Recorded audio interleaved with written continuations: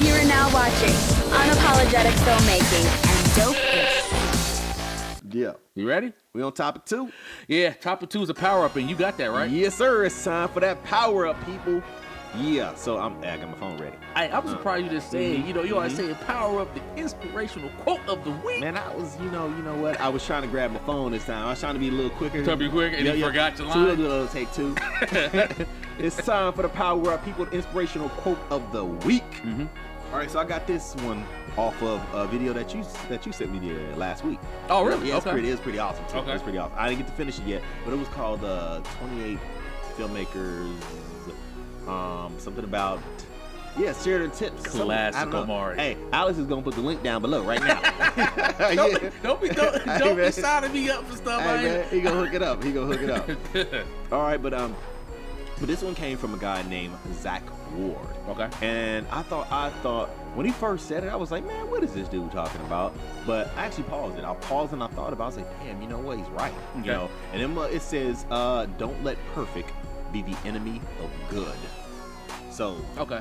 Yeah. I understand that. And I was like, but for a few minutes, I was just like, man, what do you mean? Like, who would not want their film to be perfect? Mm-hmm. But there is no such thing as perfect. So what ends up happening sometimes is when you're trying to get something absolutely perfect, you mess around and don't put the shit out at all. You know what I'm saying? You're steadily tinkering with it and trying to perfect it and mess around and it never goes anywhere. So if something is good, I mean like extremely good, not like good to your mom and your cousin, but you know what I'm saying? Like if it's really good, sometimes it's best to just push forward on it because you don't want that opportunity to sell. You don't want that boat to sell. Same thing. You know what I'm saying? Yeah, exactly the same thing. You don't want that thing to get away from you. Mm-hmm. So I think one of the examples he was giving, it was just making films and being super low budget. You know what I'm saying? Shoestring budget or whatever, and just going for it. You know what I'm saying? Just figuring out what can we do to make this good without worrying about it being absolutely perfect, because it's not going to be. Yeah, I mean, I guess taking from that, listening to that, it's like any other art medium, right? So it's funny because, like you said, if it's perfect, you probably won't come out with it because you're never satisfied. It's gonna take 50 years. But you're never satisfied. I know I'm never satisfied because as artists, as time goes on, you keep growing. Mm-hmm. And then literally what you was working on isn't what you want to make now. Right. So therefore that changes as well. So then the other thing that I thought about when you were saying that is that, a lot of times, technically you may be just commissioned to do someone else's work. Right. Yeah, true. And so in doing that, as an artist, literally it's like, it's funny because like beauty is in the eyes of the beholder. Yeah. So literally it's like, hey, I may be working on your commercial. Right. And I may think it's not all that good, but you love it. Yep. Guess what? I mean, and there's nothing. It's like, all right, then, like, and that's it. It's funny though, because like I've been doing freelance for a long time, and I know like every single client, I give them my absolute best, but I always wait to see what they say before I be like, I don't really like that. I just wait to see what they say because. You never know, man. They could be in love with it. You just talk them out of something that they really like, what I'm saying? Which makes your life harder for no reason, you know what I'm saying?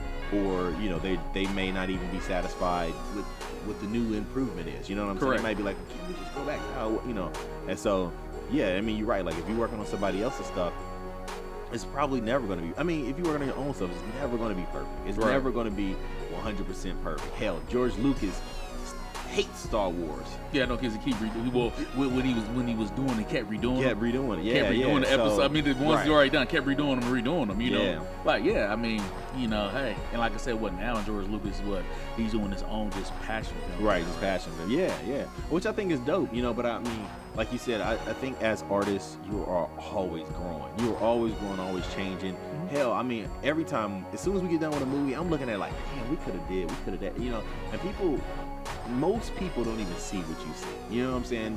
They're like, what the hell are you talking about? Like, I like this, or hopefully they like it. But you know what I'm saying? Like, they don't see what you see as an artist, And I'm gonna tell you this: if you are a cinematographer, cameraman, operator, whatever, and this is the thing that I noticed. I've been an editor longer than I've been doing anything. Okay. And cinematographers love their shots, man. They want to hold the shot for 2 hours. Like, you know, so a lot of cinematographers, at least the ones that I've met, they are not the greatest editors because they don't want to cut shots. You know what they don't want to cut it. They don't want to cut it in the middle or cut, you know, like, and I think even starting off, I think I was that way. You know what I'm saying? Because you remember, think?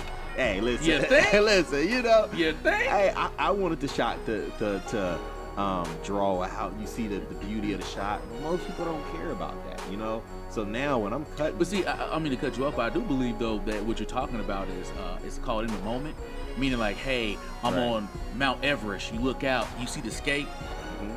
I'm in the moment. I needed to linger. I'm trying to, you know what I'm saying, feel it. You know what I'm saying? And yeah. I mean, I think, but there is a time and place for that. Because I've seen films that do that extremely well, but not every shot can be this long, lingering. You know what I'm saying? It's like, you want people to get excited about a shot. Like, no, you want people to get excited about the project. You know what I'm saying? The film or commercial. Yeah, what's the you can't have too many payoffs. Like, is that what they got on payoffs? Yeah, they're payoffs, right? No, like payoff shots. You know, it's like you can't. Yeah, you can't have too many payoff shots. This is back to back. Yeah, you can't have that. You know what I'm saying? Because then the reason why is because as you keep doing them, they become less and less. Right, you take away payoff shot. Yeah, for sure. It's just a normal thing. Right. So yeah. So. Yeah, that was the, I'm gonna go ahead and read that again. That was a power up. Man, the power kind of like died down. I'm like, dang, I was like, I forgot who the guy was. Zack Ward, everybody. Look him up. He is a producer, a screenwriter, and a actor. Oh, okay. And that power up is, don't let perfect be the enemy of good. All right. Yep. Very helpful.